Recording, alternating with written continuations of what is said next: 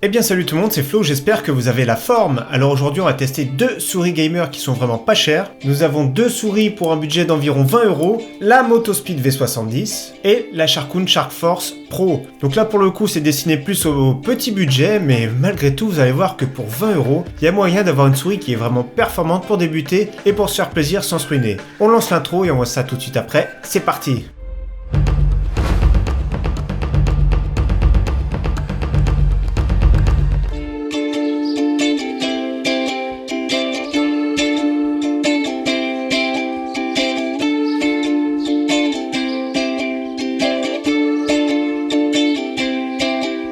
Alors là on va commencer avec la petite Sharkoon que j'ai entre les mains. Alors j'aime bien cette petite souris, elle est disponible en plusieurs couleurs. Moi j'ai la version blanche. Également le rétroéclairage en dessous qui est blanc, donc qui s'adapte à la couleur qu'on a choisie. Elle est disponible également en orange, en vert, en rouge et en noir. Donc ici on a une souris plutôt de taille moyenne, donc la prise en main est vraiment très bien. Personnellement pour moi c'est vraiment très bien. Elle est un design qui est ambidextre, donc ce serait plus adapté pour un droitier, mais un gaucher peut s'en servir également. Nous avons à l'arrière le capteur optique que je masque pour pas vous éblouir. Un patin supérieur inférieur, moi j'aime bien ce style là avec deux patins. Et en plus de ça, nous avons des patins de rechange, ça fait plaisir, c'est vraiment rare, ça se fait très rare. Donc c'est très bien, la glisse est vraiment convenable, j'ai l'impression qu'il y a une petite accroche sur le patin du dessous, c'est vraiment une impression. Autrement la qualité des matériaux, c'est du plastique bien sûr à ce prix là, et comme la plupart des souris, même les souris haut de gamme, c'est du plastique. Les clics, on va les écouter de suite. Alors clic droit, clic gauche.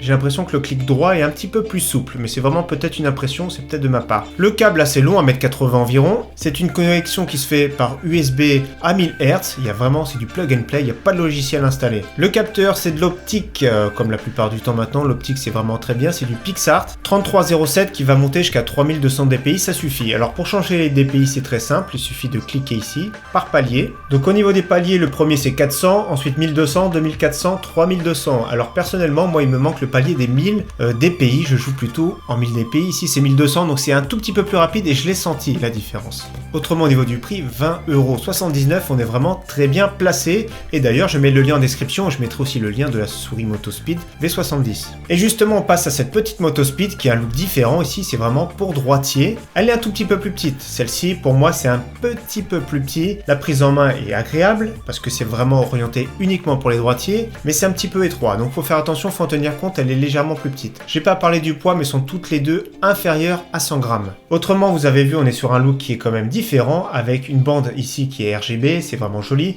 Le look est un petit peu mieux c'est sûr. Mais ça fait pas tout pour une souris gamer, attention. Personnellement, vous allez voir ma conclusion après, mais ça fait vraiment pas tout. Le look est sympathique, elle est disponible en noir, il y a aussi une version grise qui est disponible. Autrement, le système des DPI, ça marche plus ou moins de la même manière que la Sharkoon, sauf qu'ici c'est plus ou moins. Et cette fois-ci, nous avons le palier à 1000 DPI, ça va monter jusqu'à 3500 DPI. En dessous, la différence, c'est que nous avons trois patins, donc un large en bas et deux petits sur le dessus. La glisse se fait légèrement mieux, je dis bien légèrement, ça c'est vraiment un détail. L'USB aussi toujours pareil, tressé de bonne qualité, les deux sont tressés et ça se termine en USB, c'est du plug and play sur du 500 Hz. Donc 2 millisecondes pour celle-ci de temps de latence, la Sharkoon ce sera plutôt 1 milliseconde. Le capteur maintenant c'est toujours un capteur optique PixArt, le 3320 et qui va comme je vous ai dit tout à l'heure jusqu'à 3500 dpi. Et on écoute les clics, donc clic gauche, clic droit. Donc l'une ou l'autre c'est vraiment très proche, niveau du poids c'est proche, niveau de la connexion c'est vraiment très proche, plug and play les deux. Le look fait la différence, ça c'est une question de goût. La Sharkoon, il y a plusieurs choix disponibles avec ce petit rétroéclairage en dessous. Et la Motospeed on est plus sur du RGB donc plus un look tendance. Le prix actuellement de cette Motospeed V70, 21,87€ avec les frais de port, donc je mets également le lien en description, donc ça tourne plus ou moins dans les 20€. Alors ces deux souris, je les ai comparées en jeu, j'ai joué pas mal à Battlefield 4 et je switchais à chaque fois que je mourais, je switchais de souris pour avoir une sensation. Alors j'ai eu une meilleure sensation parce que j'ai des mains de taille moyenne avec la Sharkoon Sharkforce Pro. Au niveau du capteur, la sensation était plus ou moins la même, hein. C'est vraiment très proche, ça se joue à très peu de choses près. Au niveau prise en main, malgré que la Motospeed soit plus pour adapter un droitier, j'ai eu une meilleure prise en main parce qu'elle est plus large pour la Sharkoon.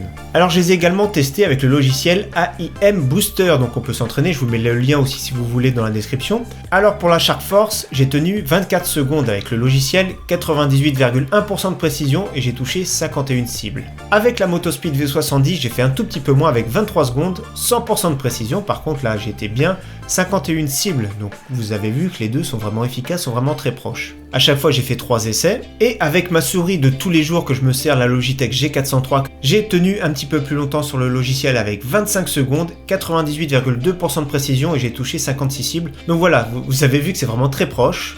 Et vous avez vu que pour 20 €, nous avons deux souris qui sont vraiment sympathiques. Donc le point final, moi j'ai une petite préférence pour la Sharkoon grâce à la prise en main. Autrement au niveau du look, je préfère le look de la Motospeed V70. Mais la Sharkoon, on peut la marier avec plusieurs configurations possibles grâce à ses couleurs différentes. Donc vraiment, le but de cette vidéo c'était de montrer qu'avec pour 20 € un budget, on a deux souris qui sont vraiment très bien, voire excellentes pour débuter dans le jeu vidéo. Et vraiment j'espère que ce petit comparatif vous aura plu, j'espère vous revoir très prochainement sur ma chaîne. En tout cas merci à tous. Ciao, bye.